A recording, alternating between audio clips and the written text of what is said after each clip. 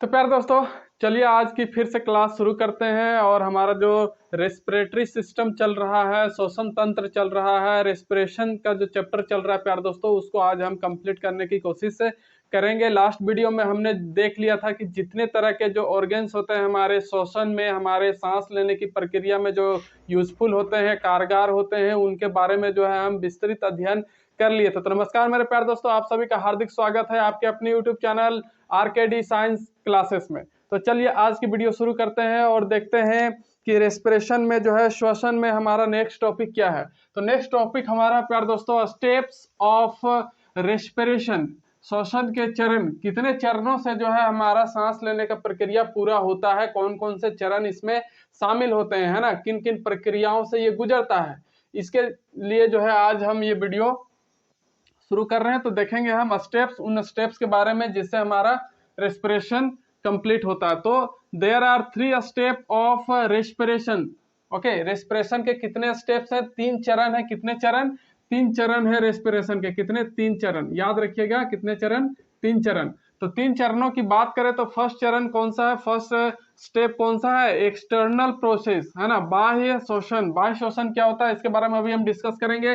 Second stage क्या होता है? स्टेप एक्सचेंज ऑफ गैसेस, है ना, गैसों का परिवहन, ये सेकेंड स्टेप है। थर्ड स्टेप की बात करेंगे तो सेल्यूलर रेस्पिरेशन, कोशिकीय शोषण क्या होता है, कोशिकाओं में शोषण किस तरह से होता है, इसके बारे में हम देखेंगे। तो आज शुरू करते हैं फर्स्ट कौन सा प्रोसेस से? एक्सटर्नल प्रोसेस से। अगर एक्सटर्नल प्रोसेस की बात करें, बाह्य शोषण की बात करें, तो ये क्या होता है? Air reached in lungs. इसमें क्या होता है? पहले एयर जो है, हवा जो है कहाँ पहुंचता है? हमारे फेफड़ों तक जो है पहुंचता है, फेफड़ों में पहुंचता है ना। तो इसमें 2 तरह का प्रक्रिया होता है। कौन कौन सा? एक तो इनहेलिशन, है ना, निश्वसन जिसको बोलते हैं, और एक होता है एक्सहिलेशन, है ना, एक्सहिलेशन, अंतः श्वसन। ये 2 प्रोसेस होता है। तो अगर बात करें इनहिलेशन की, इनहेलेशन में जो है क्या होता है? निश्वसन में क्या होता है कि air entered in our body, है ना, वायु जो है क्या होता है? हमारे शरीर में प्रवेश करता है। इसी प्रक्रिया को जो है इनहेलेशन कहते हैं, इनहेलेशन। ओके, तो जब वायु हमारे शरीर में प्रवेश करता है, हमारे बॉडी में इंटर करता है, अंदर घुसता है, तो वायुमंडल में हम जानते हैं कि नाइट्रोजन गैस भी होता है, कार्बन डाइऑक्साइड भी होता है, और ऑक्सीजन भी होता है, और भी दूसरी गैसें होती है। तो मेनली जो जो मेन और मेजर गैस है उनके बारे में बात करते हैं कि नाइट्रोजन जो है 78% हमारे वायुमंडल में, एटमॉस्फेयर में है। कार्बन डाइऑक्साइड कितना है? 0.03%। और ऑक्सीजन की बात करें तो 21% प्रेजेंट होता है। इतना ही अमाउंट जो है हम जब सांस लेते हैं, एयर को, हवा को अंदर लेते हैं, तो ये सारी जो है परसेंटेज, वो जो है एयर का, वो सब हमारे अंदर में प्रवेश करता है, घुसता है। लेकिन जब एक्सहिलेशन होता है, मतलब कि हम सांस को बाहर छोड़ते हैं, ये सांस लेने का काम है, सांस लेने का काम इनहेलेशन, है ना, और ये अंतःश्वसन मतलब छोड़ने का काम। जब हम छोड़ते हैं सांस तो क्या होता है? जब छोड़ते हैं सांस तब क्या होता है? एक्सहेलेशन उसे कहते हैं। एयर इमिटेड बाय बॉडी, शरीर के द्वारा जो है वायु का क्या होता है? बाहर निकालने का काम होता है, बाहर निकलता है वायु, है ना, कहाँ से? हमारे बॉडी से, हमारे बॉडी के द्वारा। तो जब हम ऑक्सीजन जब हम सांस लेते हैं तो नाइट्रोजन अंदर घुसता है 78%। तो उसी तरह से जब हम सांस छोड़ते हैं, बाहर निकालते हैं, तो नाइट्रोजन जो है कितना बाहर निकलता है? नाइट्रोजन गैस 78% बाहर निकलता है। इसका मतलब ये हुआ कि जो ये नाइट्रोजन गैस है प्यार दोस्तों, जितना अंदर जाता है उतना ही बाहर निकलता है। मतलब कि ये जो है नाइट्रोजन, इसका कोई काम नहीं होता है हमारे श्वसन के दौरान, या फिर हमारे बॉडी में जो है इसका कोई वर्क नहीं होता है ना। और उसी तरह से कार्बन डाइऑक्साइड जो है 4.5% जो है क्या होता है? बाहर निकलता है ना।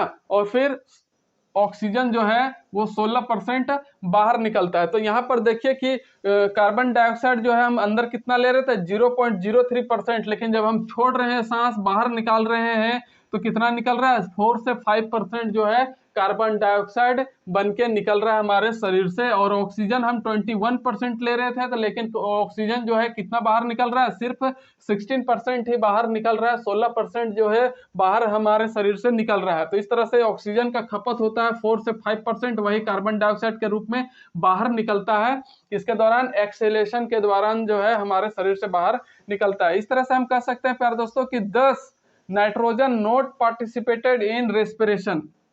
कहने का मतलब है कि जो नाइट्रोजन गैस है वो इस तरह से हमारे शोषण प्रक्रिया में कोई भी पार्टिसिपेट नहीं करता, किसी भी तरह से भाग नहीं लेता है। इसलिए नाइट्रोजन जो है कोई जरूरी नहीं है हमारे लिए, लेकिन एयर में मिक्स होता है, इसलिए एयर तो हम मिक्सर वाला ही लेते हैं अंदर। ऐसा नहीं कि सिर्फ हमको लेना है ऑक्सीजन तो हम छांट करके ले लेंगे ऑक्सीजन, भैया आओ, ऐसा नहीं होता है। मिक्सचर, एयर क्या है, मिक्सचर ऑफ गैसेस। तो वही मिक्सचर जो है पूरा हमारे बॉडी में अंदर जाता है, लेकिन काम करता है सिर्फ ऑक्सीजन और कार्बन डाइऑक्साइड ही, है ना। तो ये हुआ प्यारे दोस्तों फर्स्ट स्टेप और फर्स्ट प्रोसेस कह सकते हैं, एक्सटर्नल प्रोसेस की हम बात कर रहे थे रेस्पिरेशन का। अब हम बात करेंगे प्यारे दोस्तों किसके बारे में, एक्सचेंज ऑफ गैसेस, गैसों का जो है किस तरह से एक्सचेंज होता है या फिर परिवहन जो है कैसे रेस्पिरेशन के दौरान जो है होता है गैसों का। तो चलिए इसके बारे में बात करते हैं, exchange of gases in respiration. चलिए अब हम सेकंड प्रोसेस की बात करते हैं। सेकंड प्रोसेस हमारा क्या है, एक्सचेंज ऑफ गैसेस, है ना, गैसों का परिवहन। तो किस तरह से जो है जो गैसें हम लेते हैं सांस लेने के दौरान, जो गैस हमारे अंदर में इंटर होता है एयर के माध्यम से, तो नाइट्रोजन का तो कोई यूज नहीं होता है, लेकिन कार्बन डाइऑक्साइड और ऑक्सीजन का हमारे शरीर में यूज होता है। तो उनका जो है किस तरह से हमारे बॉडी का में परिवहन होता है, किस तरह से संचरण होता है, एक स्थान से दूसरे स्थान तक कैसे पहुंचती है, किन के माध्यम से पहुंचती है, उसके बारे में बात करते हैं। हाँ, तो in this process pure air mixed in blood, है ना, जो शुद्ध वायु होता है वो किसमें मिक्स हो जाता है, ब्लड में। हमने लास्ट वीडियो में डिस्कस किया था कि जो लंग्स होता है वो लंग्स क्या करता है, एयर को प्यूरिफाई करने का काम करता है, शुद्ध करने का काम करता है। तो जैसे ही एयर को शुद्ध करेगा तो शुद्ध करने के बाद उस एयर को कहाँ मिक्स कर देता है, ब्लड में, है ना। और ब्लड भी शुद्ध कहाँ होता है, फेफड़ों में ही होता है, लंग्स में ही होता है। तो वही उसी दौरान जो है क्या होता है, तो जो एयर होता है प्योर एयर वो मिक्स्ड हो जाता है किसमें, ब्लड में हो जाता है, मतलब कि शुद्ध वायु रक्त में मिलती है इस प्रोसेस में जब एक्सचेंज ऑफ गैसेस होता है। और इसमें मेनली जो हम बात करेंगे ऑक्सीजन और कार्बन डाइऑक्साइड की। तो ऑक्सीजन जो है प्यारे दोस्तों O2, ये क्या होता है, ट्रांसपोर्टेड बाय हीमोग्लोबिन, है ना। हमारे बॉडी में, हमारे रक्त में जो हीमोग्लोबिन होता है उसका काम क्या होता है, ऑक्सीजन का परिवहन करना, है ना, तरह तरह के अंगों तक जो है पहुंचाने का काम करता है, ट्रांसपोर्ट करने का काम करता है कौन, हीमोग्लोबिन। किसको, ऑक्सीजन को, है ना। ऑक्सीजन वाहक होता है कौन, ये हीमोग्लोबिन। और 98.5% ऑक्सीजन जो है हमारे बॉडी में ट्रांसपोर्ट करने का काम करता है कौन, ये हमारा हीमोग्लोबिन। कौन, हीमोग्लोबिन कितना ट्रांसपोर्ट करता है, 98.5% of oxygen in our body transported by haemoglobin, है ना। हीमोग्लोबिन के द्वारा जो है ऑक्सीजन का 98.5% भाग जो है ट्रांसपोर्ट किया जाता है। और 1.5% जो है ये प्लाज्मा के द्वारा ट्रांसपोर्ट किया जाता है। किसके द्वारा, 1.5% प्लाज्मा के द्वारा जो है ट्रांसपोर्ट होता है ऑक्सीजन हमारे पूरे शरीर में। अगर हम बात करें कि हीमोग्लोबिन और ऑक्सीजन जब मिलते हैं, है ना, हीमोग्लोबिन और ऑक्सीजन जब मिलेगा तो किसका फॉर्मेशन करेगा, HbO2, है ना, किसका, ऑक्सी हीमोग्लोबिन का, किसका, ऑक्सी हीमोग्लोबिन का निर्माण करता है जब हीमोग्लोबिन और ऑक्सीजन एक साथ कंबाइन हो जाता है, मिल जाता है। तो इस तरह से सर्कुलेट इन होल बॉडी। और उसके बाद ये जो HbO2 है, ऑक्सीजन वाला जो ऑक्सी हीमोग्लोबिन है, ये क्या होता है, सर्कुलेट होता है पूरे शरीर में, जो है घूमते रहता है ना, पूरे शरीर में क्या होता है, घूमते रहता है। ब्लड ट्रांसपोर्ट होगा तो ब्लड के साथ ये HbO2 भी ट्रांसपोर्ट होगा। और अगर हमारे बॉडी में अगर कभी ऑक्सीजन की कमी हो जाती है, if in our body oxygen is decrease, है ना, अगर हमारे बॉडी में, शरीर में जो है ऑक्सीजन की अगर क्या हो जाए, कमी होने पर जो है यही HbO2 क्या होगा,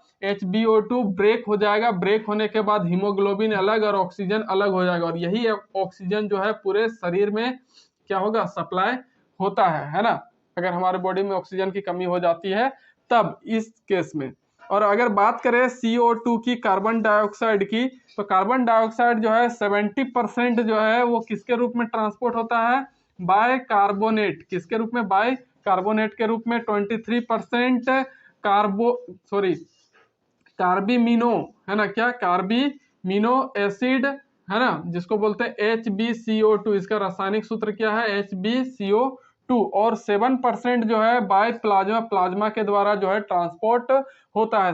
70% bicarbonate, 23% carbamino acid, 7% by plasma. इस तरह से ऑक्सीजन और कार्बन डाइऑक्साइड का हमारे बॉडी में क्या होता है, परिवहन होता है, संचरण होता है।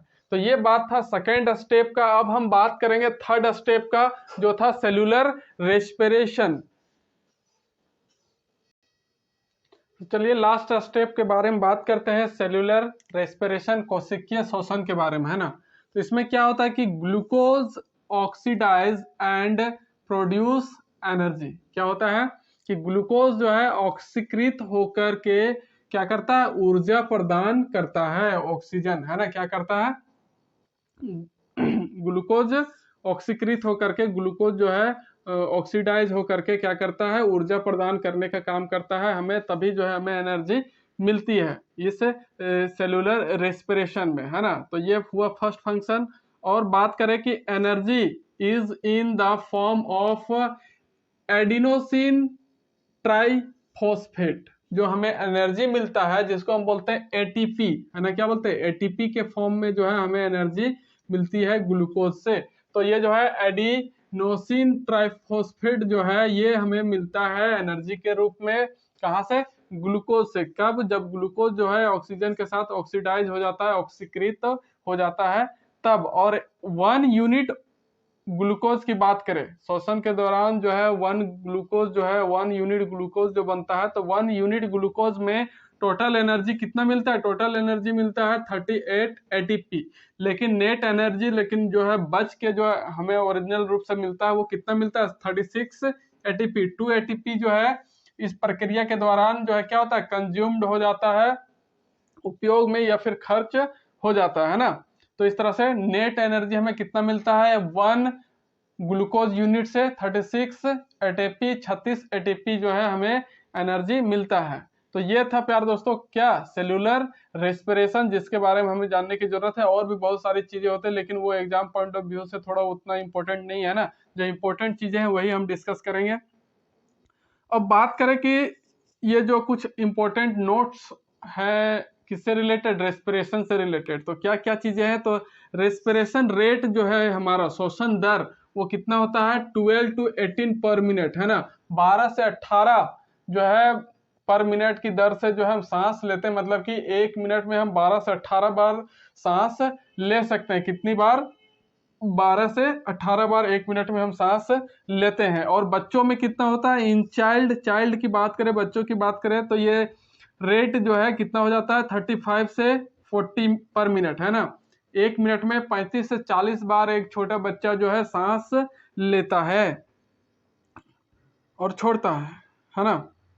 तो ये जो है, अगर हम बात करें हमारे लंग्स में जो है कितना जो है हमेशा एयर भरा रहता है, तो 1200 ml, है ना, 1200 ml जो है air always stored in lungs. Lungs जो है, फेफड़ा जो है, उसमें हमेशा जो है कितना हवा भरा रहता है, 1200 ml हवा जो है हमेशा भरा रहता है, कभी खाली उतना नहीं होता है।